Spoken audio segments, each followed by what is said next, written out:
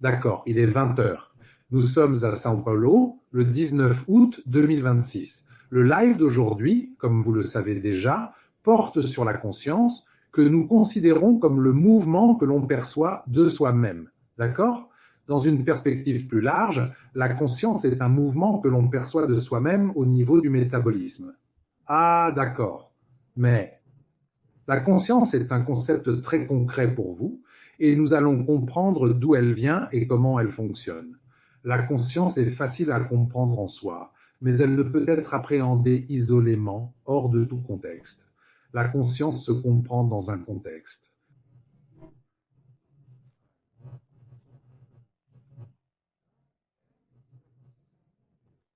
C'est pourquoi il s'agit d'un mouvement qui est clairement perceptible. La conscience humaine représente un mouvement que l'on perçoit comme étant situé à l'intérieur du corps, du territoire humain. L'humain se trouve dans un espace, un territoire, dans un environnement, un bioma. On peut percevoir la conscience de cet humain. S'il existe d'autres types de conscience, qu'elle soit artificielle ou quelque chose de similaire, ce mouvement de perception de l'être est intrinsèque à ce mouvement, à cet algorithme. Par exemple, cette conscience algorithmique.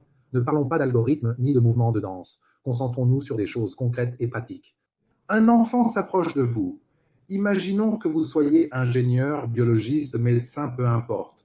Vous avez un parcours, une expertise, et l'enfant vient vous demander « Oncle, tante, la rivière s'assèche, elle pourrit, que se passe-t-il » Si vous êtes ingénieur, vous répondez « Le débit de la rivière diminue effectivement ».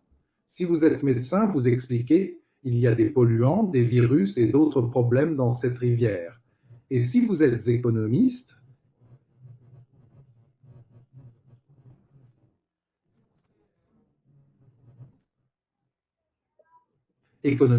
c'est plus compliqué que ça. Voyez-vous, le débit du fleuve diminue et il est détruit par le rejet d'eau usée en aval et l'exploitation minière.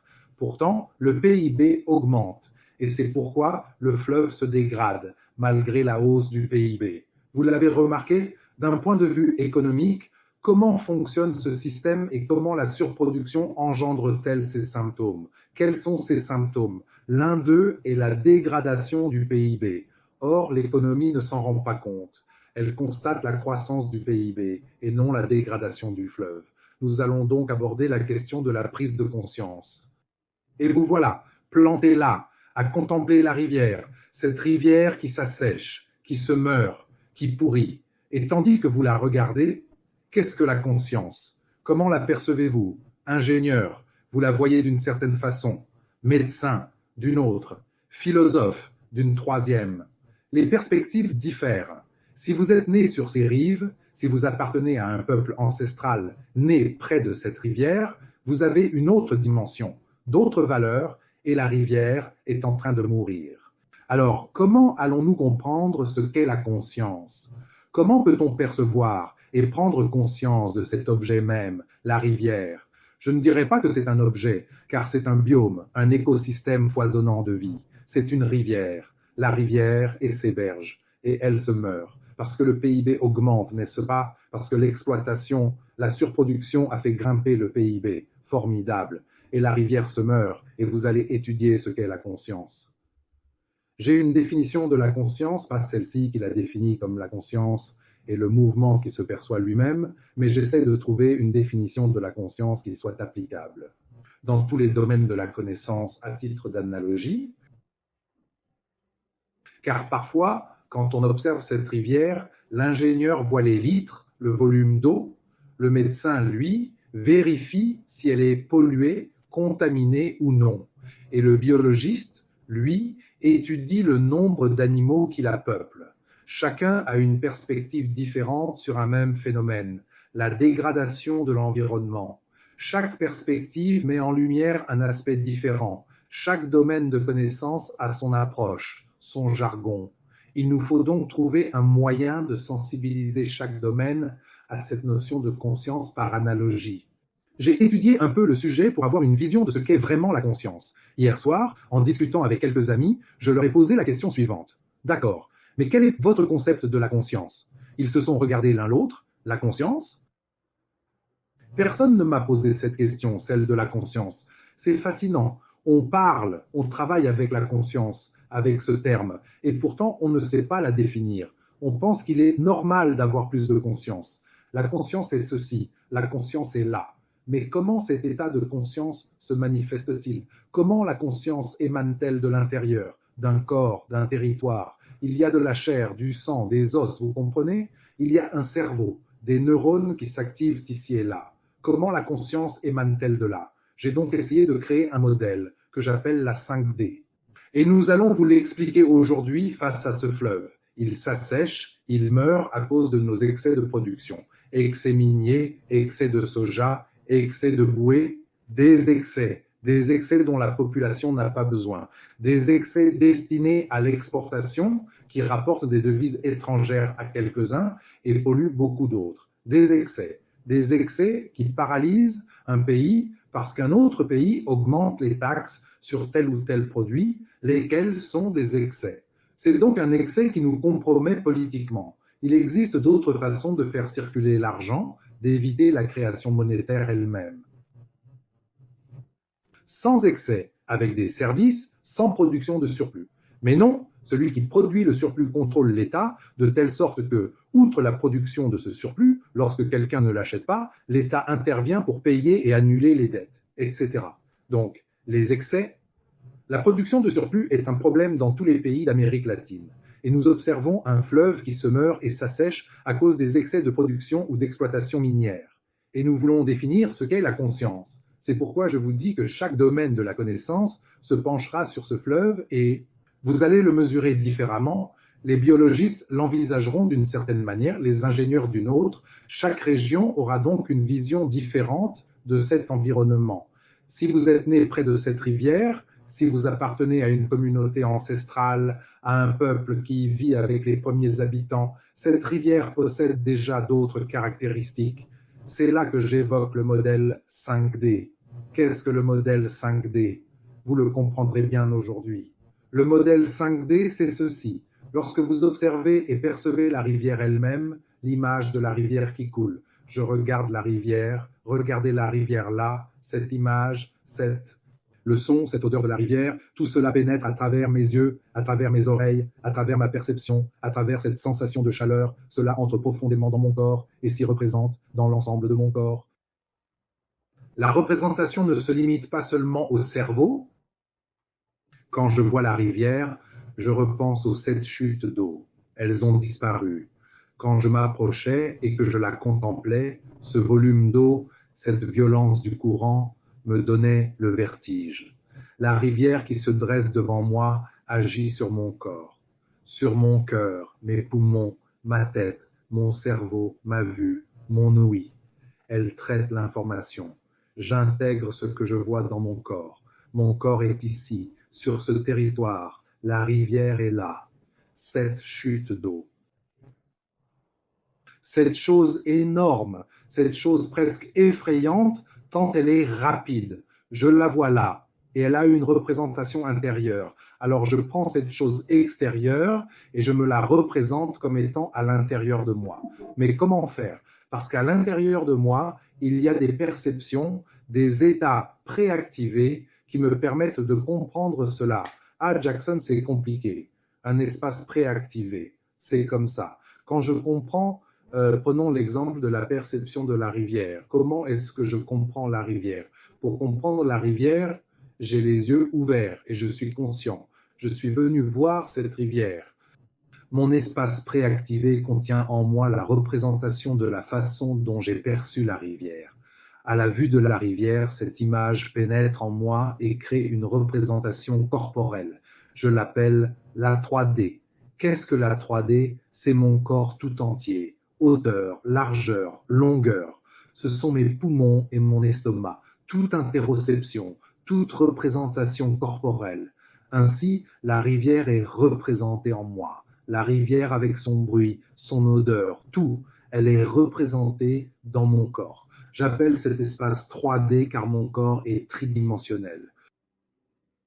Mais cet espace qu'il représente est une image, un espace à l'intérieur de mon corps. Cet espace s'étend lorsque je me rapproche de la rivière et se rétrécit lorsque je m'en éloigne. Si je regarde là-bas, la rivière, qui était cet espace à l'intérieur de mon corps, devient immanente et préactivée. Et maintenant, je regarde un arbre, quelque chose apparaît, et l'arbre apparaît. Un autre espace apparaît ici. Puis je retourne à la rivière s'illumine à nouveau, l'arbre s'illumine, l'espace s'illumine. Ainsi, ces espaces de représentation sont à l'intérieur de mon corps. Ces espaces sont en 3 dimensions.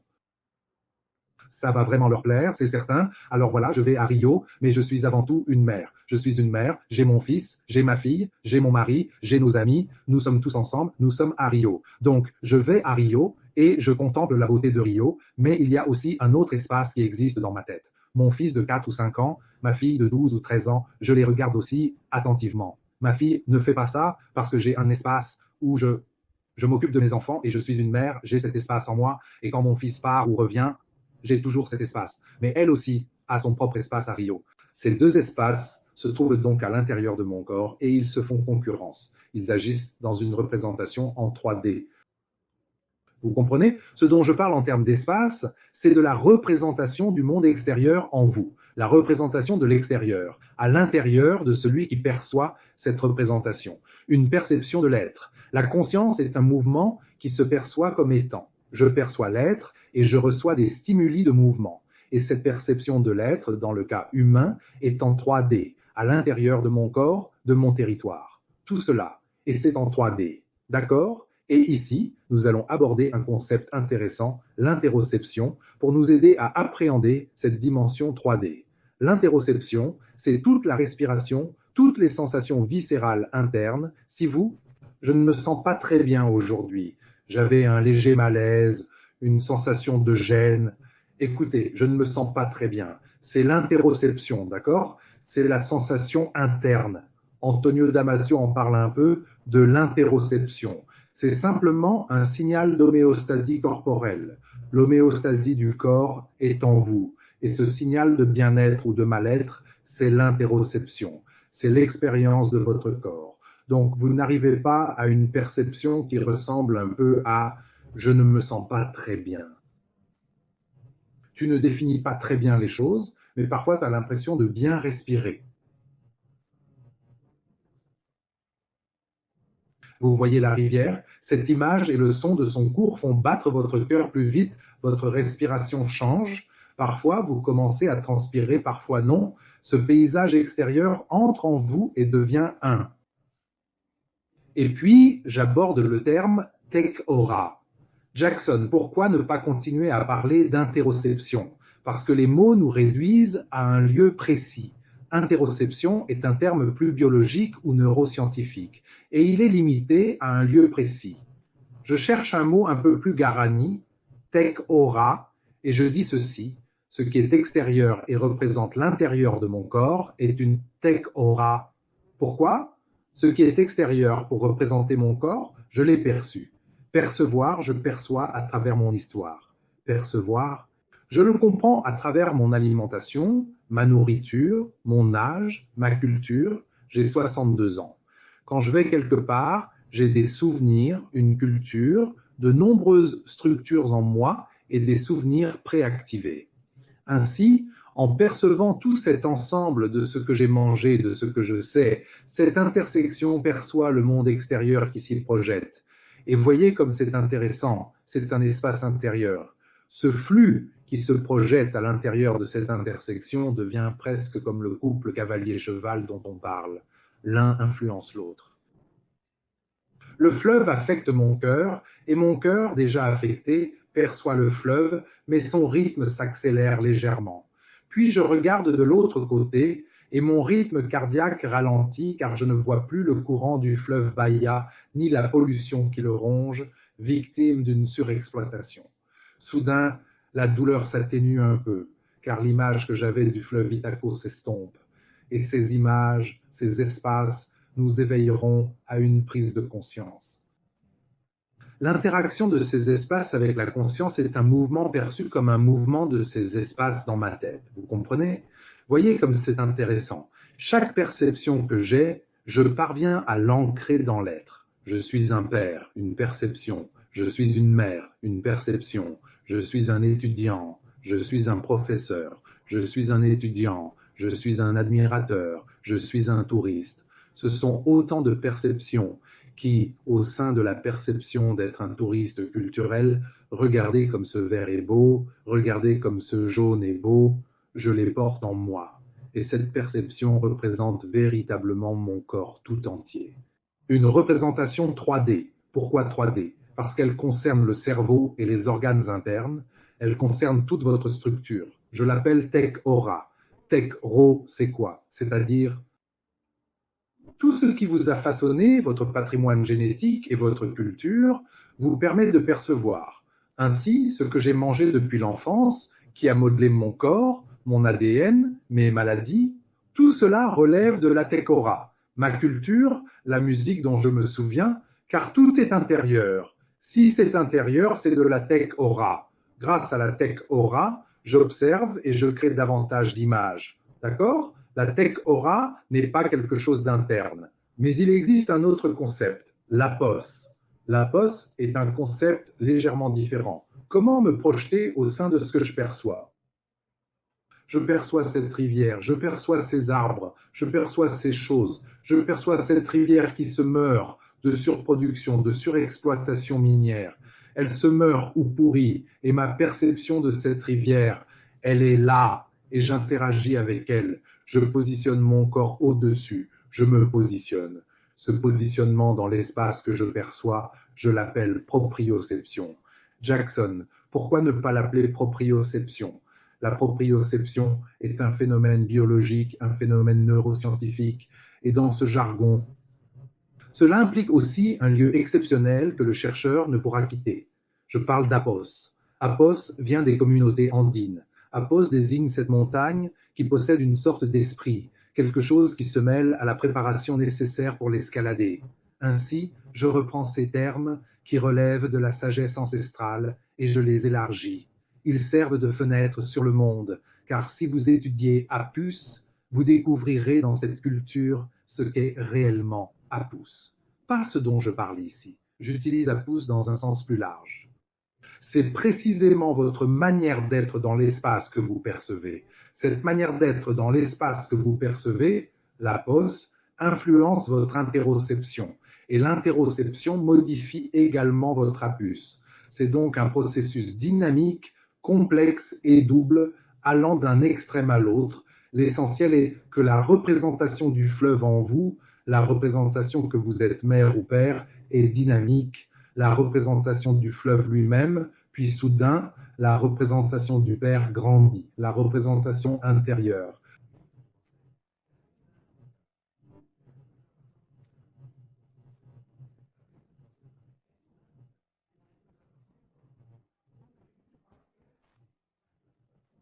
De vous, tout surgit, tout se réduit, tout oublie. Un autre profil émerge, celui du touriste. Vous voilà simple observateur à Rio. Ainsi, ces images, ces espaces intérieurs qui agissent sur votre interoception et votre proprioception, sur votre tecora et votre apo, s'entrecroisent, se localisent. Vous avez une représentation des espaces qui sont en vous et ce qui est extérieur s'y imbrique. Vous modifiez votre vision et votre perception du monde extérieur, ce qui modifie votre perception intérieure. Et cette perception intérieure se modifie en fonction de l'interprétation du monde extérieur. Voilà le changement en 3 dimensions. À cet instant précis, vous avez en vous la représentation de cet espace, c'est-à-dire la conscience et le mouvement que vous vous percevez. Quel mouvement? Ces abstractions que vous possédez. Elles vous donnent la perception d'être un père, une mère, un touriste, et vous réalisez maintenant que vous devez faire ceci, mais que vous devez veiller à cela. Je dois le faire maintenant. Je me souviens très bien d'une chose que j'avais remarquée quand j'étais petit.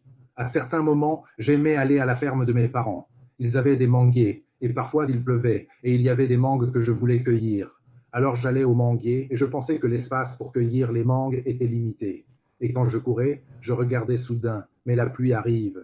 C'était une autre histoire. Il y avait donc une compétition. Cette perception de la pluie, qui était en fait les nuages, me donnait l'impression d'avoir plus d'espace. Cela créait déjà de l'anxiété à cause de cet espace plus grand et de la peur de ce qui pourrait arriver. Ça arrive, tu t'es battu, je cueille la mangue, ce sont 2 choses qui s'affrontent simultanément, puis vient la prise de conscience des deux, Ce n'est pas seulement la mangue et ce n'est pas seulement la pluie qui arrive, c'est les deux, car lorsque je cueille la mangue, la pluie est déjà présente dans ma perception, et lorsque je regarde la pluie, l'idée de cueillir cette autre mangue est également présente. Vous êtes donc dans cette interactivité, vous percevez les deux.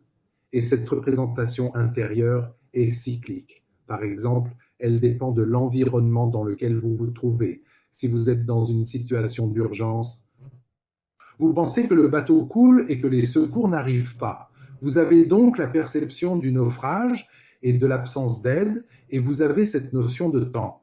Votre stimulus marque cet espace et cet autre espace. Ainsi, ici, votre cœur s'emballe, votre respiration est rapide, le bateau coule et les secours tardent à arriver. Pourquoi est-ce si long? Parce que deux espaces interagissent. L'un s'assèche progressivement et l'autre n'apparaît même pas. Il y a donc un délai, une dilatation du temps, car franchement, ça paraît une éternité.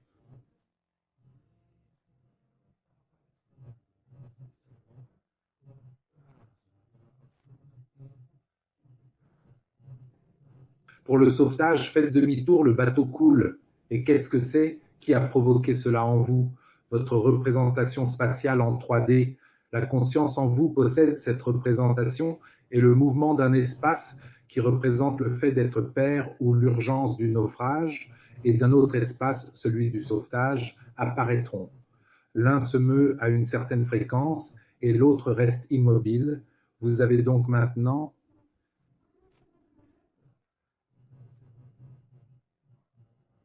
une dilatation ou une contraction du temps. Pourquoi?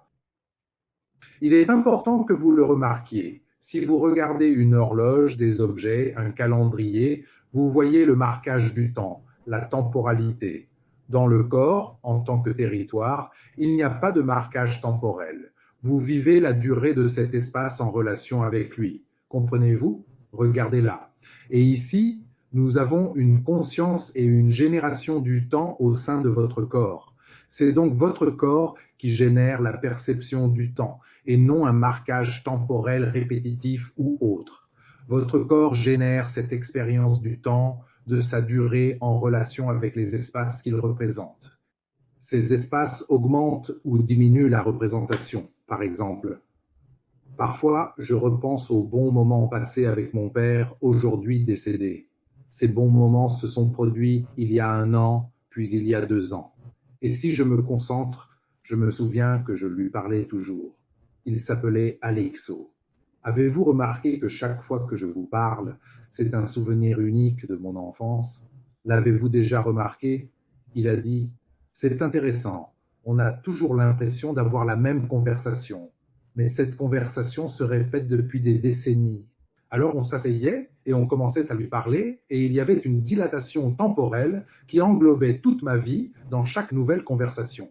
Vous savez ce que c'est? Essayez, avec votre mère, votre père, votre ami, ce que vous avez déjà vu, dont vous avez déjà parlé plusieurs fois, considérez chaque conversation comme unique, chaque rencontre avec cette personne comme unique. Et puis il y a cet espace de représentation de toutes les autres conversations que vous avez eues avec elle. C'est la durée. Il n'y a plus d'années, plus de jours. Non, tout est ensemble. C'est juste une seule conversation. Qu'avez-vous fait du temple? Des décennies de ma vie, des décennies de la vie de mon père, de celle d'Alexo, se sont réduites à un instant. De quoi? De 20 minutes de conversation, de 10 minutes concentrées en un seul lieu.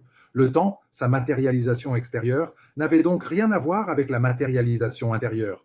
L'avez-vous remarqué? Et si l'on aborde la philosophie, cela se complique considérablement. Mais si l'on considère la représentation des espaces, le souvenir de toutes mes conversations avec mon père est là.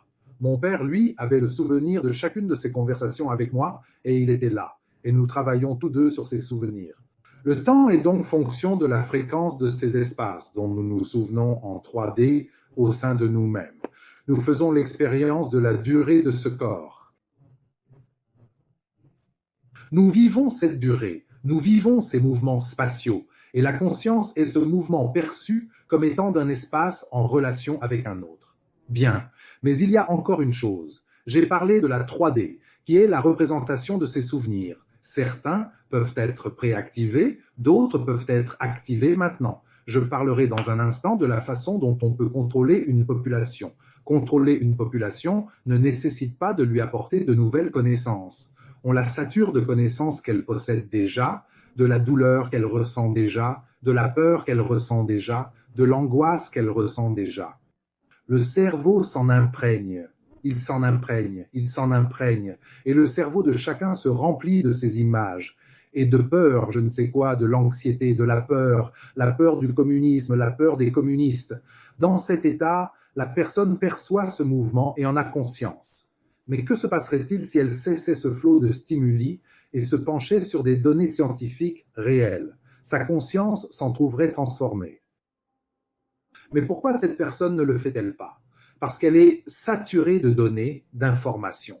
Des informations qu'elle perçoit et ressent déjà. Et cela crée une conscience en elle, une conscience qui peut engendrer une telle chose, car celui qui lui envoie ces images contrôle ce qu'il attend de cette personne, la signification qu'elle donne à cette personne.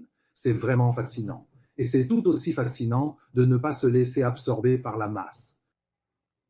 Je vais répéter une phrase que j'aime beaucoup. C'est ma phrase, mais je l'apprécie vraiment.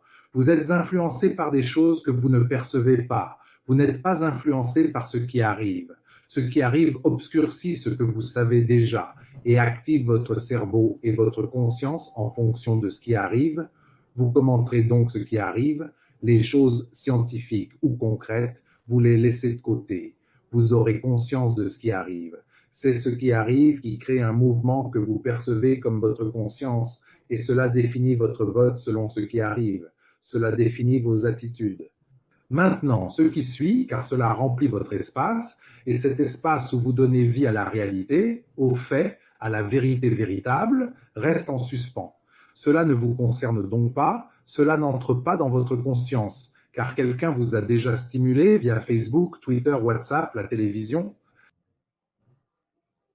L'avez-vous remarqué? Et ces espaces sont en mouvement. Cela vous donne conscience. Et grâce à cette conscience, vous agissez, vous prenez des décisions, vous vivez vos peurs, vos angoisses, et vous les transmettez. Alors, comment contrôle-t-on une population? Comment quelqu'un vous contrôle-t-il? En vous inondant de stimuli connus. Cela provoque déjà la peur, cela provoque déjà le rire. Et le contenu que je souhaite, c'est regarder la peur, regardez le rire, regardez l'angoisse, regardez le dégoût, regardez le plaisir.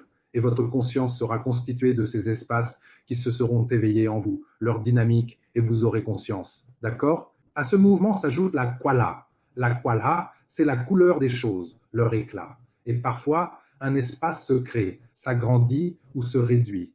Imaginez votre enfant. Je regarde la rivière Guaira, là, avec ce courant qui n'est plus. Et soudain, mon fils ou ma fille s'approche de la rivière. Waouh, il y a une quala ici. Attendez, parce que cet espace est si vaste, cet éclat si intense qu'il est nécessaire. Alors, votre attention se porte dessus. C'est l'éclat, c'est la qualité de la chose, c'est la proéminence, c'est la couleur, c'est le scintillement. Plus l'intensité des choses augmente, plus leur pulsation attire l'attention. Dans notre vision 5D, j'ai la 3D. Ce sont les espaces représentés en vous. Il y a des espaces préactivés et il y a celui qui est activé maintenant. C'est dans ces espaces que vous percevez les choses. Le mouvement nous donne la perception du temps. Et les Kalias vous appellent.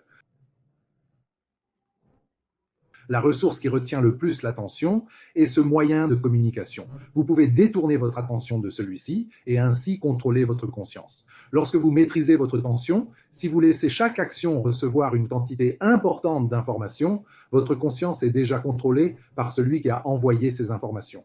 Il n'y a pas d'échappatoire. Vous coupez l'information provenant de ce moyen de communication et vous améliorez ainsi votre conscience car vous filtrez les sources d'information, l'information qui circule dans votre conscience.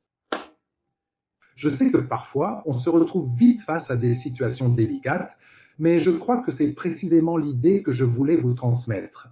Vous avez le pouvoir de contrôler votre conscience. Hier, quand j'ai dit cela, même un jeune homme de 29 ou 30 ans m'a demandé « Mais comment ?» C'est simple. Avant d'entreprendre quoi que ce soit, si vous souhaitez optimiser votre conscience, vous devez vous souvenir des éléments qui créent en vous un espace propice à l'atteinte de cet état optimal. Cet espace peut être, si vous êtes pianiste, vous pouvez par exemple vous entraîner regardez de la musique. Commencez par quelques mouvements liés au piano. S'il s'agit d'un discours, faites quelque chose en rapport avec cela. Ces espaces sont donc différents. Lorsque vous aurez une idée de cette 5D et de cette conscience, vous parviendrez à quelque chose d'important. Et c'est sur ce point que nous conclurons. Dès l'instant où vous arrivez face à une rivière qui s'assèche ou se meurt et que vous pouvez observer son mouvement sans empiéter sur le droit des riverains à l'interpréter, regardez, vous venez, vous observez le mouvement. Ce mouvement que vous observez, qui est la rivière, vous en avez conscience. Certes, mais d'autres personnes vivent ce mouvement intérieurement, d'une manière différente. Je suis ingénieur, je vois la rivière d'une certaine façon. Je suis biologiste, je la vois d'une autre façon. Il y a des gens qui vivent une expérience différente lorsqu'ils regardent cette rivière. Cette conscience élargie que vous avez acquise consiste à observer ce que vous voyez et ressentez, à observer les autres et à réaliser que leur expérience peut être différente. Et elle l'est. Ainsi, face aux mêmes mouvements extérieurs, chacun a sa propre perception et chacun a le droit de les interpréter différemment. Cette interprétation se fait grâce à ces espaces préactivés en vous, au sein de ce que j'appelle la conscience 5D. C'est un modèle qui nous sert d'analogie dans différents domaines. On comprend alors un peu mieux la conscience et on donne aux gens le droit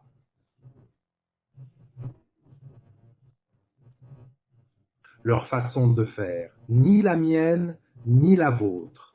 La conscience est un mouvement que l'on perçoit. Chacun la perçoit différemment.